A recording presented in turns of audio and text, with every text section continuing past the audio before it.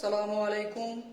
New commerce coaching এর পক্ষ থেকে আমি নাজমুল হাসান শরীফ সবাইকে জানাই আন্তরিক শুভেচ্ছা এবং অভিনন্দন।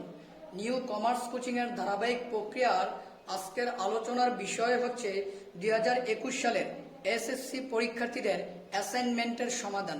প্রিয় শিক্ষার্থীরা, এখন আমি যেই অ্যাসাইনমেন্টটি সমাধান করে দিব পঞ্চম সপ্তাহের হিসাব বিজ্ঞানের 3 নম্বর অ্যাসাইনমেন্ট। দেখো প্রিয় শিক্ষার্থীরা, আমি প্রশ্নটা নিয়ে আসছি। তো প্রশ্নটার লেখাগুলো খুবই ছোট এবং একটু গোলা আসতেছে। তো আমি এখন পড়ব, তোমরা কষ্ট করে আমার সাথে তোমাদের প্রশ্নটা মিলিয়ে নিবা। বিষয় হিসাব বিজ্ঞান, অ্যাসাইনমেন্ট নম্বর ও অধ্যায়ের শিরোনাম। অ্যাসাইনমেন্ট নম্বর হচ্ছে 3, তার মানে এটা হচ্ছে হিসাব বিজ্ঞানের 3 নম্বর অ্যাসাইনমেন্ট। অধ্যায়ের নাম কি? দুতরফা দাখিলা পদ্ধতি। এটা হচ্ছে তোমাদের হিসাব বিজ্ঞান বইয়ের 3য় অধ্যায়, দুতরফা দাখিলা পদ্ধতি থেকে দেওয়া হয়েছে। তারপরে দেখো প্রিয় শিক্ষার্থীরা, অ্যাসাইনমেন্টের শিরোনাম হবে এটা দুতরফা এবং একতরফা দাখিলা পদ্ধতির প্রয়োগ। এটা হচ্ছে অ্যাসাইনমেন্টের শিরোনাম। এবার দেখো সহায়ক তথ্য 1, এই জায়গায় 2টা সহায়ক তথ্য দেওয়া আছে। তো 1 নম্বরটা কি বলছে দেখো, সাবিনা এন্টারপ্রাইজ দুতরফা দাখিলা পদ্ধতি অনুসারে প্রতিটি হিসাব সংরক্ষণ করে থাকে। 2020 সালের মে মাসে ব্যবসায় সংগঠিত লেনদেন সমূহ নিম্নরূপ। মে মাসের 5 তারিখ চেকের মাধ্যমে পণ্য বিক্রয় 10,000 টাকা। মে মাসের 15 তারিখ অগ্রিম ভাড়া প্রদান 12,000 টাকা। মে মাসের 22 তারিখ মালিক ব্যবসায় হতে 5,000 টাকার পণ্য উত্তোলন করেন। মে মাসের 30 তারিখ ব্যাংক সুদ মঞ্জুর করলো 1,000 টাকা। এই হচ্ছে 1 নম্বর সহায়ক তথ্যের উদ্দীপকটা। এবার আসো সহায়ক তথ্য 2, আরো একটা উদ্দীপক। এ জায়গায় বলছে তাওসিফ ব্রাদার্স বিস্তারিত হিসাব সংরক্ষণ করে না। প্রিয় শিক্ষার্থীরা, যদি কোনো প্রতিষ্ঠান বিস্তারিত হিসাব সংরক্ষণ না করে তাহলে আমরা ধরে নিব এটা হচ্ছে একতরফা দাখিলা পদ্ধতি অনুসরণ করে তারা। দেখো 2020 সালের 1 জানুয়ারিতে তার মোট সম্পদ ও দায়ের পরিমাণ যথাক্রমে 5,30,000 টাকা ও 2,90,000 টাকা। তো 1 জানুয়ারি মানে হচ্ছে প্রারম্ভিক, যেহেতু প্রারম্ভিকের সম্পদ এবং দায় দেওয়া আছে, তার মানে প্রারম্ভিক সম্পদ হচ্ছে 5,30,000 ও প্রারম্ভিক দায় হচ্ছে 2,90,000 টাকা। উক্ত বছরে মালিক ব্যবসায় আরো 80,000 টাকা বিনিয়োগ করে এবং ব্যক্তিগত প্রয়োজনে 65,000 টাকা উত্তোলন করে। ওই যে মালিক 80,000 টাকা ব্যবসায় বিনিয়োগ করছে, এটা হচ্ছে তার অতিরিক্ত মূলধন। তারপরে আসো 31 ডিসেম্বর 2020, 31 ডিসেম্বর মানে হচ্ছে সমাপনী। 2020 সালে ব্যবসার সম্পদ এবং দায় ছিল। এই জায়গায় অনেকগুলো এন্ট্রি আছে। এই এন্ট্রিগুলোর মধ্যে কিছু আছে সম্পদ, আবার কিছু আছে দায়। তো দেখো সেগুলো কি? অফিস সরঞ্জাম 1,50,000, প্রাপ্য হিসাব 80,000 টাকা, মজুত পণ্য 70,000 টাকা, ব্যাংক জমা 50,000 টাকা, বিনিয়োগ 2 লক্ষ টাকা, প্রদেয় হিসাব 50,000 টাকা, ঋণ 2 লক্ষ টাকা, বকেয়া বেতন 10,000 টাকা। এবার সুপ্রিয় শিক্ষার্থীরা, নির্দেশনা কি বলছে দেখো। নির্দেশনায় বলছে দুতরফা দাখিলা পদ্ধতির সুবিধাসমূহ ব্যাখ্যা করতে হবে। লেনদেনের ডেবিট ক্রেডিট নির্ণয়, হিসাব চক্রের ধাপসমূহ বর্ণনা করো, একতরফা দাখিলা পদ্ধতিতে লাভ ক্ষতি নির্ণয়। এবার আমরা দেখব নির্দেশকে কি বলছে। নির্দেশকের ক নম্বরে বলছে দুতরফা দাখিলা পদ্ধতির সুবিধা ব্যাখ্যাকরণ। এবার এই জায়গায় আমরা 8টা সুবিধা ব্যাখ্যা করতে হবে। এই যে পারদর্শিতার মাত্রায় বলা আছে। খ, সহায়ক তথ্য 1 ব্যবহার করে দেখো যে লেনদেনগুলো আছে সেগুলো ডেবিট ক্রেডিট। এই যে সহায়ক তথ্যটা, এই জায়গায় যে লেনদেনগুলো আছে তার ডেবিট ক্রেডিট করতে হবে। তারপরে দেখো হিসাব চক্রের ধাপগুলোর সংক্ষিপ্ত বর্ণনা, 8টা ধাপ তোমাকে বর্ণনা করতে হবে। এরপরে বলছে গ নম্বর, সহায়ক তথ্য 2 ব্যবহার করে একতরফা দাখিলা পদ্ধতিতে লাভ ক্ষতি। তো প্রিয় শিক্ষার্থীরা, এই যে লাভ ক্ষতি বাহির করব, লাভ ক্ষতি বাহির করার আগে আমাদেরকে আরো 2টা জিনিস বাহির করতে হবে। একটা হচ্ছে প্রারম্ভিক মূলধন, একটা হচ্ছে সমাপনী মূলধন। কেন? এটা পারদর্শিতার মাত্রায় বলা আছে। তাছাড়াও লাভ ক্ষতি বাহির করতে হলে প্রারম্ভিক মূলধন এবং সমাপনী মূলধনের টাকাটা প্রয়োজন পড়ে। এই জন্য প্রারম্ভিক মূলধন এবং সমাপনী মূলধন আমরা বাহির করে নিব। তো চলো আমরা চলে যাই সমাধানে। দেখো প্রিয় শিক্ষার্থীরা, বরাবরের মতন আমি কভার পেজের পরে এইরকম একটা পেজ দিয়ে থাকি। এটা হচ্ছে বিষয় হিসাব বিজ্ঞান, শিরোনাম, যেই বিষয়গুলো আমি আলোচনা করব ওই আলোচ্য বিষয়গুলো, আর ক্রমিক নং দিয়ে ক খ গ। এবার আসো আমরা চলে যাই সমাধানে। তো বোর্ড থেকে যে নির্দেশনাটা দিয়েছে তারা বলছে যে কখনাকি উল্লেখ করা যাবে না এবং নীলকালি ব্যবহার করা যাবে না। তো আমি নীলকালি ব্যবহার করি নাই, তোমরা করবে কিনা সেটা তোমাদের স্কুলের শিক্ষকের সাথে কথা বলে নিবে। যদি তারা বলে যে করতে, তাহলে তোমরা নীলকালি ব্যবহার করবা, আর যদি বলে যে করার দরকার নাই তাহলে তোমরা করবা না। এবার সুপ্রিয় শিক্ষার্থীরা, ক নম্বর প্রশ্নটা, দুতরফা দাখিলা পদ্ধতির ধারণা। তোমরা সবাই দুতরফা দাখিলা পদ্ধতি সম্পর্কে কম বেশি জানো, তারপরও আমি এই জায়গায় লিখছি, ইতালির প্রসিদ্ধ গণিতবিদ লুকা পেসিউলি 1494 খ্রিস্টাব্দে আর্থিক ঘটনাবলী সঠিক ও সুচারুভাবে লিপিবদ্ধ করার জন্য একটি পদ্ধতি বর্ণনা করেন। উক্ত পদ্ধতিটি দুতরফা দাখিলা পদ্ধতি নামে পরিচিত। দুতরফা দাখিলা পদ্ধতি হিসাব রক্ষণের একমাত্র নির্ভরযোগ্য, বিজ্ঞানসম্মত ও পূর্ণাঙ্গ পদ্ধতি হিসাবে প্রতিষ্ঠিত এবং পরিচিত। এই পদ্ধতিতে প্রতিটি লেনদেনের দ্বৈত সত্তার কথা উল্লেখ করা হয়েছে। প্রতিটি লেনদেন দুই বা ততোধিক হিসাব খাত থাকে। এই হিসাব খাতগুলো দ্বৈত সত্তায় লিপিবদ্ধ করা হয়, মানে প্রত্যেকটা লেনদেনের দুইটা সত্তা থাকবে। ঠিক আছে প্রিয় শিক্ষার্থীরা, তারপরে দেখো, একটি হলো ডেবিট, অপরটি হলো ক্রেডিট। দুতরফা দাখিলা পদ্ধতির মাধ্যমে লেনদেনের দুটি পক্ষ অর্থাৎ ডেবিট ও ক্রেডিট পক্ষ লিপিবদ্ধ করা হয়। এই পদ্ধতিতে প্রতিটি ডেবিট লিখনের জন্য সমান অর্থের ক্রেডিট লিখন হবে। এটার মানে হচ্ছে আমরা ডেবিটের জন্য যে টাকাটা লিখবো সমপরিমাণ টাকা আবার ক্রেডিট দিকে লিখবো। এবার আসো প্রিয় শিক্ষার্থীরা, আমি আরো এই জায়গায় লিখে রাখছি, তোমরা সেটা পড়ে নিবা। এবার আমি লিখছি দুতরফা দাখিলা পদ্ধতির সুবিধাসমূহ। কি কি সুবিধা আছে? প্রথমে আমরা এই জায়গায় দিছি কি, দুতরফা দাখিলা পদ্ধতি হচ্ছে একটি পূর্ণাঙ্গ, নির্ভরযোগ্য, বিজ্ঞানসম্মত ও স্বয়ং সম্পূর্ণ একটি পদ্ধতি। আমরা সবাই জানি এ পদ্ধতির বিভিন্ন সুবিধা রয়েছে। দুতরফা হিসাব পদ্ধতির সুবিধার জন্য বড় বড় ব্যবসায়িক প্রতিষ্ঠানের হিসাব সংরক্ষণের ক্ষেত্রে এ পদ্ধতি বেশ জনপ্রিয়তা। এটার মানে হচ্ছে দুতরফা দাখিলা পদ্ধতিতে বড় বড় প্রতিষ্ঠানগুলো তাদের হিসাব সংরক্ষণ করে, আর ছোট ছোট ব্যবসা প্রতিষ্ঠানগুলো এক মালিকানা এই ব্যবসা প্রতিষ্ঠানগুলো সাধারণত একতরফা দাখিলা পদ্ধতিতে তাদের হিসাবটা কি করে, সংরক্ষণ করে। তো দেখো প্রিয় শিক্ষার্থীরা, তার সুবিধাগুলো কি কি। এক নম্বর সুবিধা, পরিপূর্ণ হিসাব সংরক্ষণ। দেখো, প্রতিটি লেনদেনকে ডেবিট ও ক্রেডিট বিশ্লেষণ করে সমপরিমাণ টাকায় লিপিবদ্ধ করা হয় বলে যে কোনো লেনদেনের পূর্ণাঙ্গ হিসাব জানা যায়। এই জন্য এটি হচ্ছে পরিপূর্ণ হিসাব সংরক্ষণ। এটি হচ্ছে তার প্রথম সুবিধা। তারপরে দেখো, দুই নম্বর সুবিধা হচ্ছে লাভ লোকসান নিরূপণ। তো দেখো, দুতরফা দাখিলা পদ্ধতিতে আমরা বিশদ আয় বিবরণী প্রস্তুত করি, যেখানে মুনাফা জাতীয় আয় এবং মুনাফা জাতীয় ব্যয় লিপিবদ্ধ করি। করার পর আমরা প্রতিষ্ঠানের লাভ ক্ষতি নিরূপণ করি। এটাও তার একটা সুবিধা, তোমরা লিখে নিও, আমি সংক্ষেপে বলে দিলাম। তারপরে গাণিতিক শুদ্ধতা যাচাই। দুতরফা দাখিলা পদ্ধতিতে প্রতিটি হিসাবের গাণিতিক শুদ্ধতা যাচাই করা হয় রেওয়া মিলের মাধ্যমে। আমরা সবাই জানি রেওয়া মিল হিসাবের গাণিতিক শুদ্ধতা যাচাই করে। তো এই লেখাটা তোমরা লিখে নিবা, আমি সংক্ষেপে তোমাদেরকে বলে দিলাম। আর্থিক অবস্থা নিরূপণ। প্রিয় শিক্ষার্থীরা, একটি নির্দিষ্ট তারিখে আর্থিক অবস্থার বিবরণী তৈরির মাধ্যমে কারবারের আর্থিক অবস্থা সম্পর্কে ধারণা পাওয়া যায়। মানে একটা নির্দিষ্ট সময় পরে প্রতিষ্ঠানের আর্থিক অবস্থা কেমন, এটা দুতরফা দাখিলা পদ্ধতির মাধ্যমে ধারণা পাওয়া যায়। তারপরে আসো 5 নম্বর সুবিধাটা কি, ভুল ত্রুটি ও জালিয়াতি উদ্ঘাটন ও প্রতিরোধ।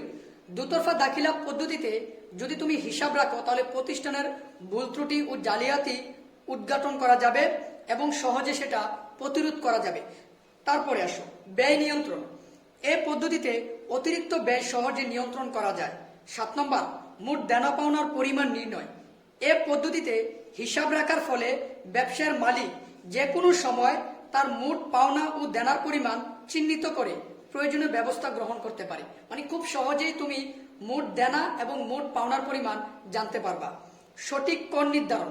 প্রিয় শিক্ষার্থীরা, দুতরফা দাখিলা পদ্ধতির হিসাব রাখলে সঠিক কর নির্ধারণ করা যায় এবং কোন করগুলো আমরা দিব সেটার হিসাব সহজে বাইর করা যায়, যেমন আয়কর, ব্যাট, আমদানি শুল্ক, রপ্তানি শুল্ক ইত্যাদি। তো এইভাবে তোমরা 8টা সুবিধা লিখে নিবা।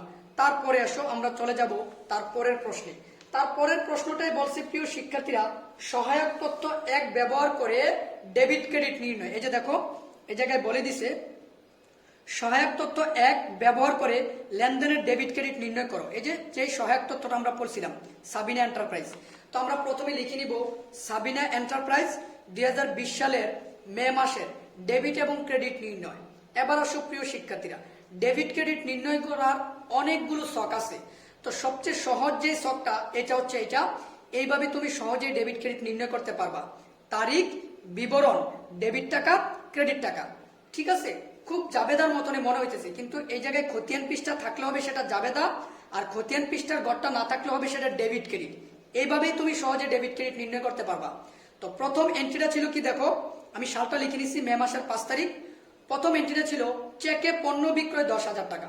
তো প্রিয় শিক্ষার্থীরা, চেক থাকলে কিন্তু চেক নামে লিখা যায় না, চেক থাকলে লিখতে হবে ব্যাংক।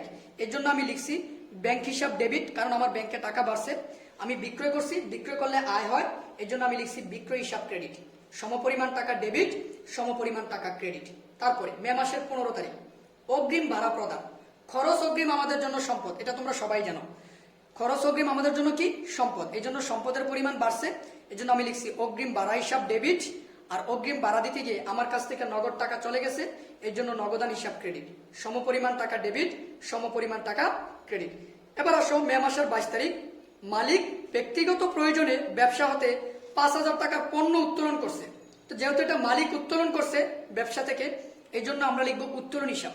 কারণ মালিক যদি ব্যবসা থেকে কোনো কিছু নিয়ে যায় তাহলে উত্তোলন নামে লিখতে হয়, এর জন্য আমি লিখছি উত্তোলন হিসাব ডেবিট, ক্রয় হিসাব ক্রেডিট। কেন ক্রয় লিখলাম, কারণ মালিক পণ্য উত্তোলন করছে।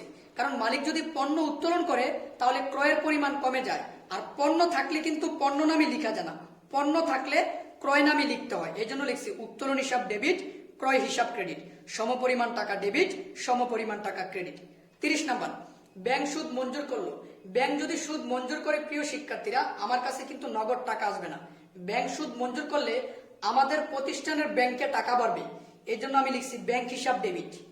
কিসের জন্য ব্যাংকে টাকা বাড়ছে, সুদের বিনিময়, এই জন্য লিখছি ব্যাংক সুদ হিসাব ক্রেডিট। সমপরিমাণ টাকা ডেবিট, সমপরিমাণ টাকা ক্রেডিট। তো 4টা এন্ট্রি ছিল এই জায়গায়, 4টা এন্ট্রি ডেবিট ক্রেডিট খুব সহজে আমি তোমাদেরকে কি করে দিলাম, নির্ণয় করে দিলাম। এবার সুপ্রিয় শিক্ষার্থীরা চলে যাব তার পরের প্রশ্ন। পরের প্রশ্নটা বলছে হিসাব চক্র এবং ওই হিসাব চক্রের 8টি ধাপ সংক্ষিপ্তভাবে ব্যাখ্যা করতে। তো দেখো তোমাদের বইয়ে এইরকম একটা হিসাব চক্র দেওয়া আছে, তো তোমরা খুব সুন্দর করে হিসাব চক্রটা তুলে নিবা। হিসাব চক্রের ধাপ কয়টি, 10টি। দেখো লেনদেন শনাক্তকরণ, লেনদেন বিশ্লেষণ, জাবেদাভুক্তকরণ, খতিয়ানের স্থানান্তর, রেওয়ামিল প্রস্তুতকরণ, সমন্বয় দাখিলা, কার্যপত্র প্রস্তুত, আর্থিক বিবরণী, সমাপনী দাখিলা, হিসাব পরবর্তী রেওয়ামিল। এই 10টা ধাপ থেকে তুমি 8টা ধাপ সংক্ষিপ্তভাবে ব্যাখ্যা করতে বলছে তারা। তো দেখো আমি এই জায়গায় লিখছি ব্যবসার হিসাব সংরক্ষণের ধারাবাহিক আবর্তনকেই হিসাব চক্র বলে। তো প্রথমটা কি, লেনদেন শনাক্তকরণ। হিসাব চক্রের প্রথম ধাপে ব্যবসার প্রতিটি ঘটনাকে বিশ্লেষণ করে লেনদেনে চিহ্নিত করতে হয়। মনে রাখবা সব ঘটনা কিন্তু লেনদেন নয়, সব ঘটনা কি নয়, লেনদেন নয়। এই জন্য ঘটনাগুলো দেখলে আগে এইগুলো থেকে লেনদেন চিহ্নিত করে নিতে হবে। তারপরে আসো 2 নম্বর হচ্ছে লেনদেন বিশ্লেষণ। দেখো এই ধাপে প্রতিটি লেনদেন বিশ্লেষণ করে সংশ্লিষ্ট হিসাব খাতগুলো চিহ্নিত করা হয়। যেমন 5,000 টাকার যন্ত্রপাতি কেনা হলো বা ক্রয় করা হলো, এখানে 2টি খাত, একটি হচ্ছে যন্ত্রপাতি, অপরটি হচ্ছে নগদান হিসাব। তারপরে 3 নম্বর জাবেদাভুক্তকরণ। দেখো প্রিয় শিক্ষার্থীরা, বিশ্লেষণকৃত হিসাব খাতগুলো দুতরফা দাখিলা অনুসারে প্রযোজ্য হিসাবের প্রাথমিক বইতে ডেবিট ক্রেডিট বিশ্লেষণ করে তারিখের ক্রম অনুসারে জাবেদায় লিপিবদ্ধ করতে হয়। আমরা জানি জাবেদা হচ্ছে হিসাবের প্রাথমিক বই। একটা লেনদেন সংগঠিত হওয়ার পর প্রতিষ্ঠানে সর্বপ্রথম জাবেদাতে ডেবিট ক্রেডিট বিশ্লেষণ করে লিপিবদ্ধ করতে হয়। জাবেদার পরে হচ্ছে খতিয়ানের স্থানান্তর। প্রত্যেকটা লেনদেন যখন আমরা জাবেদায় লিপিবদ্ধ করব, ওই লেনদেনগুলোর আলাদা আলাদা হিসাবে স্থানান্তর করার জন্য বা আলাদা আলাদা হিসাবের উদ্বৃত্ত বাহির করার জন্য আমরা খতিয়ানে স্থানান্তর করে থাকি। তো তোমরা লিখে নিবা খতিয়ানে স্থানান্তরের কথাটা। তারপরে হচ্ছে রেওয়ামিল প্রস্তুত করো। আমরা জানি রেওয়ামিল হচ্ছে হিসাবের গাণিতিক শুদ্ধতা যাচাই করে প্রতিটা লেনদেন সঠিক কিনা, নির্ভুল কিনা এটা যাচাই করার জন্য আমরা রেওয়ামিল প্রস্তুত করে থাকি। তো দেখো রেওয়ামিলের বাকি লেখাটা এই পেজে তোমরা লিখে নিবা। এই যে দেখো রেওয়ামিল প্রস্তুত করো। তারপরে আসো সমন্বয় দাখিলা। হিসাবের প্রকৃত আর্থিক অবস্থা নির্ণয়ের জন্য সংশ্লিষ্ট হিসাবকালে প্রাপ্য আয় ও বকেয়া খরচ, অগ্রিম খরচ এবং অনুপার্জিত আয় ইত্যাদি দফাগুলোকে সমন্বয় করতে সমন্বয় দাখিলা প্রদান করা হয়।